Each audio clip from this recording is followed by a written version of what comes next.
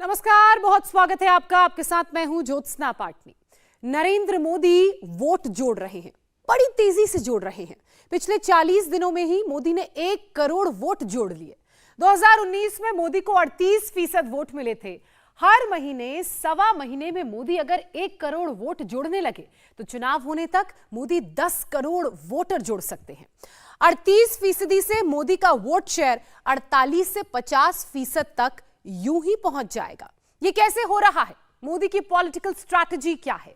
मोदी जिस दिन चुनाव जीतेंगे, अभी से लिख कर रख लीजिए आप लोग, मोदी विरोधी उस दिन कहेंगे कि ये ईवीएम का कमाल है। दरअसल ये ईवीएम का नहीं, उस मशीन का कमाल होगा जिसे नरेंद्र मोदी ने बनाया है। कैसी है ये मशीन और ये 400 सीटों की गारंटी कैसे दे रही है, दिखाते हैं हम आपको हमारी इस रिपोर्ट में।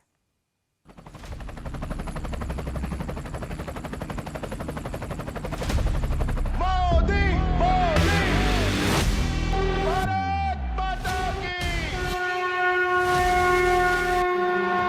मोदी मोदी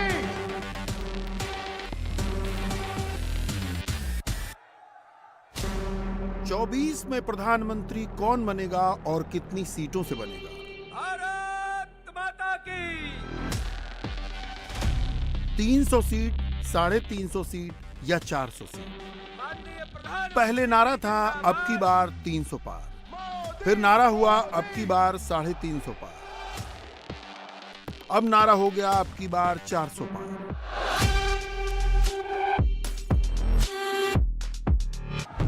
लेकिन लोग कह रहे हैं 400 पार बिल्कुल नहीं आसान। 400 सीटों की चुनौती है, मोदी उसी को आसान बनाने में लगे हैं। 2014 से 2024 तक का ट्रैकर लगाकर देखने पर पता चलता है कि देश में असल में हो क्या रहा है।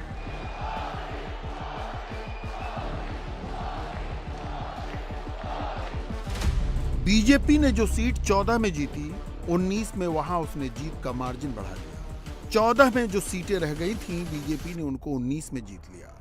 19 में बीजेपी जिन सीटों पर नंबर 2 पर रह गई, उनको 24 में जीतने की तैयारी है। 2014 में बीजेपी ने लोकसभा की 116 सीटें 2 लाख से ज्यादा के मार्जिन से जीती थी। 2019 में ऐसी सीटें बढ़कर 164 हो गई। 2014 में बीजेपी ने 42 सीटें 3 लाख से ज्यादा के मार्जिन से जीती थी। 2019 में बीजेपी ने 105 सीटें 3 लाख के अंतर से जीती। 2014 में बीजेपी ने 13 सीटें 4 लाख वोट से ज्यादा के मार्जिन से जीती थी। 2019 में मोदी ने 44 सीटें 4 लाख से ज्यादा के अंतर से जीती। 2014 में मोदी की पार्टी ने 5 सीटें 5 लाख से ज्यादा के मार्जिन से जीती थी। 2019 में बीजेपी ने 15 सीटें 5 लाख से ज्यादा के अंतर से जीती।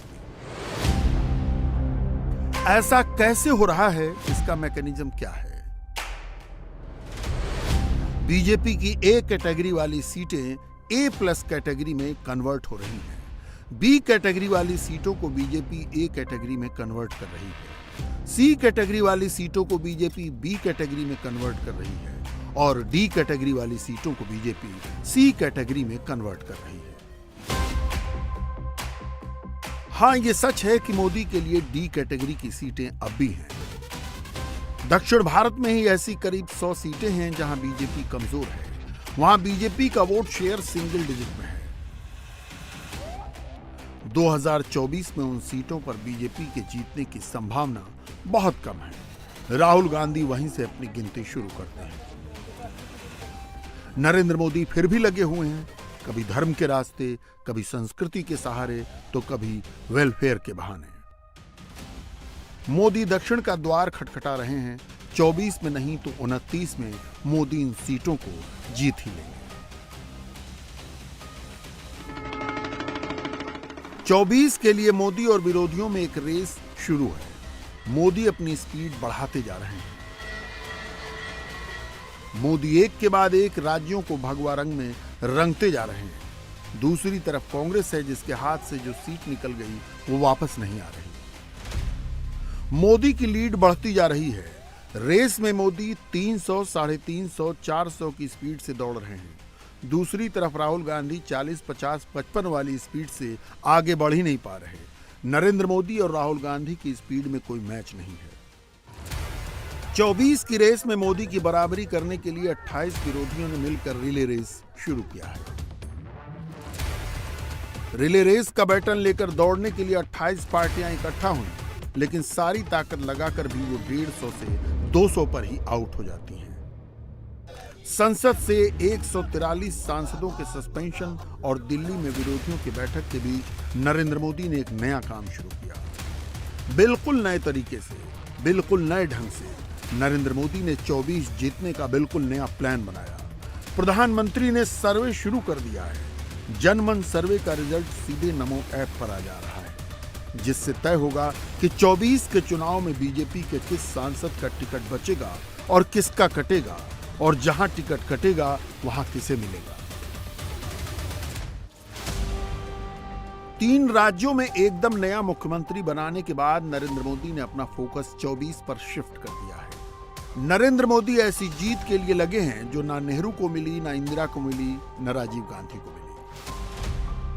गारंटी ले लो, गारंटी ले लो, गारंटी ले लो। 24 के चुनाव से पहले जिसे देखो वही गारंटी बेच रहा है, लेकिन दम तो बस मोदी की गारंटी में नजर आता है। वजह है गारंटी पूरा होने की गारंटी। नरेंद्र मोदी की गारंटी के आगे सब बौने लगते हैं। कहां मोदी की गारंटी और कहां राहुल, केजरीवाल, अखिलेश, ममता और स्टालिन की गारंटी। कोई तुलना ही नहीं। नरेंद्र मोदी का नया व्हीकल है गारंटी 24 जीतने का सबसे नया फॉर्मूला है।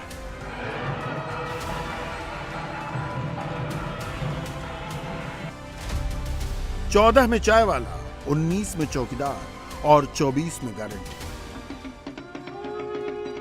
क्या मोदी ने 24 का कीवर्ड ढूंढ लिया है?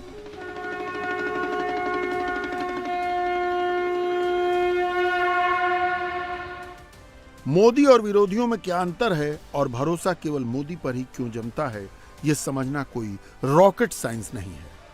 हम आपके सामने उपस्थित हैं सर, और आपके सामने 2 बातें बोल रहे हैं सर, ये हमारे लिए बहुत बड़ी गर्व की बात है। अरे सब महिलाएं तालियां बजाएगी। अच्छा, आप लखपति दीदी बन गई। जी सर। अब मेरा सपना है, मेरा संकल्प है कि मैं देश में, गांवों में जी सर। आप जैसे परिवार की जो माताएं बहनें हैं, इस देश में 2 करोड़ माताओं बहनों को मुझे लखपति बनाना है। सर ये कहने की बात नहीं है, हम लोग बोल नहीं पाते हैं। हमारी तरह बहुत सारी दीदियां हैं सर जो समूह के माध्यम से जुड़कर आत्मनिर्भर बनी है और लखपति दीदी बनी है सर। यहाँ बोलने को हर किसी को मौका नहीं मिलता सर, ये हमारा कितनी बहनें हैं जो लखपति दीदी बनी होगी यहाँ? सर हमारे गांव में कम से कम हर समूह से 2-4 महिलाएं तो बनी गई हैं। 2-3 महिलाएं बन गई। जी सर। अब से पहले आपने कितने प्रधानमंत्रियों को इस तरह आम लोगों से बात करते सुना था? मंच पर प्रधानमंत्री के लिए लगा माइक पकड़कर इस तरह कितने लोग देश के प्रधानमंत्री से बात कर सकते थे? प्रधानमंत्री और पब्लिक की कहानी 2 माइक की कहानी है। मोदी ने पुराने सारे प्रतिमान तोड़े, इसलिए चुनावी जीत के कीर्तिमान भी टूटे। पहले गरीब सरकार के पास सुविधाओं के लिए चक्कर लगाता था। अब मोदी ने कह दिया है कि सरकार खुद चलकर गरीबों के पास जाएगी, और इसलिए मोदी की गारंटी वाली गाड़ी एकदम सुपरहिट हो गई है। सपने नहीं हकीकत बुनते हैं, तभी तो सब मोदी को चुनते हैं। मोदी ने यह स्लोगन उत्तर भारत के 3 बड़े राज्य जीतने के बाद रिलीज किया था। हालांकि इसके बारे में बहुत पहले ही सोच लिया गया था, जब सारे सर्वे, सारे ओपिनियन पोल, सारे एग्जिट पोल नरेंद्र मोदी की हार की भविष्यवाणी कर रहे थे। तब मोदी 24 के चुनाव की जमीन समतल कर रहे थे। इस हैट्रिक ने 24 की हैट्रिक की गारंटी दे दी है। ये चुनाव नतीजे कांग्रेस और उसके घमंडिया गठबंधन के लिए भी बहुत बड़ा सबक है। सबक यह है कि सिर्फ कुछ परिवारवादियों के मंच पर एक साथ आ जाने से फोटो कितनी अच्छी निकल जाए, देश का भरोसा नहीं जीता जाता। मोदी पावर के पीछे मैंडेट है, प्रधानमंत्री के कॉन्फिडेंस के पीछे नंबर है। मोदी वहां भी जीत रहे हैं जहां बीजेपी पहले कभी नहीं जीती। 3 राज्यों की विजय तो झांकी है, 24 अभी बाकी है। राजस्थान, मध्य प्रदेश और छत्तीसगढ़ के चुनाव में बीजेपी 332 विधानसभा क्षेत्रों में जीती, जबकि 2018 के चुनाव में बीजेपी ने यहां की सिर्फ 197 विधानसभा क्षेत्रों में लीड ली थी। मोदी के विरोधी हार के बाद भी इन आंकड़ों को पलट कर दिखाते हैं। वो कहते हैं कि 2014 में बीजेपी ने इन 3 राज्यों की 444 विधानसभा क्षेत्रों में लीड ली थी। 2019 के चुनाव में बीजेपी को 450 सीटों पर लीड मिली थी, मगर 23 में बीजेपी को 332 विधानसभा क्षेत्रों में ही लीड मिली। क्या इनका यह मतलब है कि मोदी बढ़ नहीं रहे बल्कि रुक गए हैं? क्या मोदी अपना पीक पीछे छोड़ चुके हैं? इन आंकड़ों का एक्चुअल मीनिंग यह है कि अभी मुख्यमंत्री वाले चुनाव हुए हैं जिसमें बीजेपी 197 से बढ़कर 332 हुई है। 24 में जब प्रधानमंत्री का चुनाव होगा तब मोदी और बड़ी विजय हासिल करेंगे। 19 के लोकसभा चुनाव में बीजेपी जिन सीटों पर लड़ी वहां के वोट शेयर को देखें तो मोदी को 15 राज्यों में कॉन्टेस्टेड सीटों पर 50% से अधिक वोट मिले थे। 4 राज्यों की कॉन्टेस्टेड सीटों पर बीजेपी को 40 से 50% वोट मिले थे। मोदी की कंसिस्टेंसी को देखकर लगता है कि 40% वोट शेयर 50% में कन्वर्ट होगा और 50% वाला वोट शेयर 60% में बदलेगा। मोदी के बारे में विरोधी भी कहते हैं कि वो द ग्रेट कम्युनिकेटर है। आइए एक बार दोनों हाथ उठाकर फिर से बोला, नमः पार्वती पते हर हर महादेव। प्रधानमंत्री शानदार बोलते हैं। नरेंद्र मोदी अपनी बात गांव-गांव तक पहुंचा देते हैं। यह भी सच है कि मोदी के पास सबसे बड़ा एम्पलीफायर है। मोदी के पास अपनी बात पहुंचाने का नेटवर्क है। सरकारी चैनल अपनी जगह है, मोदी ने अपना एक पैरेलल नेटवर्क खड़ा किया है। ट्विटर पर मोदी को 9 करोड़ 39 लाख लोग फॉलो करते हैं। इंस्टाग्राम पर मोदी को 8 करोड़ 25 लाख लोग फॉलो करते हैं। फेसबुक पर मोदी को 4 करोड़ 80 लाख लोग फॉलो करते हैं। यूट्यूब पर मोदी के चैनल को 1 करोड़ 98 लाख लोगों ने सब्सक्राइब किया है। मोदी जब भी कोई बात जनता तक पहुंचाना चाहते हैं तो पल भर में पहुंचा देते हैं। मेरा ये चैनल सब्सक्राइब करें और मेरे हर अपडेट आपको मिले, इसके लिए बेल आइकन जरूर दबाइएगा। बीजेपी से रंजिश रखने वाली पार्टियां अक्सर बीजेपी को व्हाट्सएप पार्टी और व्हाट्सएप यूनिवर्सिटी कहकर मजाक उड़ाती हैं। मोदी ने उस व्हाट्सएप को भी अपनी ताकत बना लिया। इंस्टेंट चैटिंग और मैसेजिंग के लिए हिंदुस्तान में 48 करोड़ 90 लाख लोग व्हाट्सएप यूज करते हैं। 2019 के चुनाव से पहले मोदी ने बीजेपी कार्यकर्ताओं को व्हाट्सएप ग्रुप से जुड़ने को कहा था ताकि देश और समाज में क्या चल रहा है इसका पता चल सके। 2024 से पहले मोदी ने अपना व्हाट्सएप चैनल तैयार कर दिया। मुझे मक्खन पर लकीर करने में मजा नहीं आता है, मैं पत्थर पर लकीर करता हूं।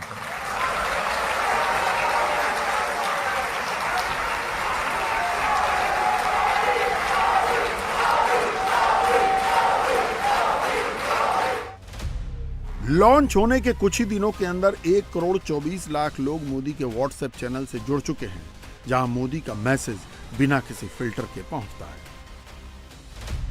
ये कांग्रेस के लोग इतने निराश हो गए हैं, इतने निराश हो गए हैं, अब तो वो सोचते हैं जब तक मोदी जिंदा है उनकी दाल गलने वाली नहीं है, और इसलिए सारे आजकल कह रहे हैं मर जा मोदी, मर जा मोदी, नारे बोल रहे हैं मर जा मोदी। कुछ लोग कब्र खोलने में बिजी हो गए हैं। जमाना क्लियर मैसेजिंग का है। घुमा फिरा कर कही गई बातों को कोई नहीं सुनता, कोई नहीं समझता। मोदी और उनकी पार्टी यहां भी स्ट्रेटजी बनाकर चल रही है। मोदी के पास पार्टी नेताओं और कार्यकर्ताओं की ऐसी फोर्स है जो किसी भी दूसरी पार्टी के पास नहीं है।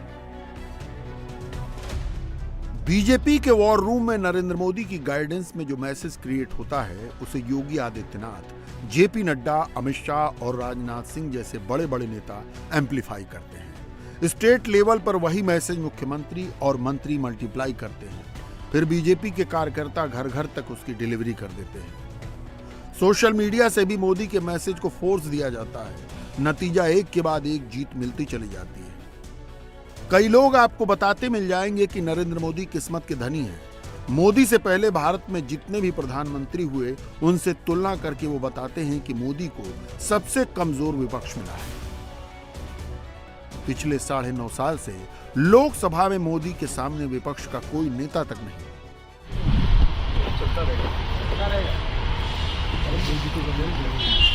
नहीं हम लोग चलो हिम्मत से काम लो, कुछ ना कुछ तो निकालेंगे। आंकड़े तस्दीक करते हैं कि कांग्रेस के नेता राहुल गांधी मोदी की कमजोरी नहीं बल्कि उनकी ताकत है।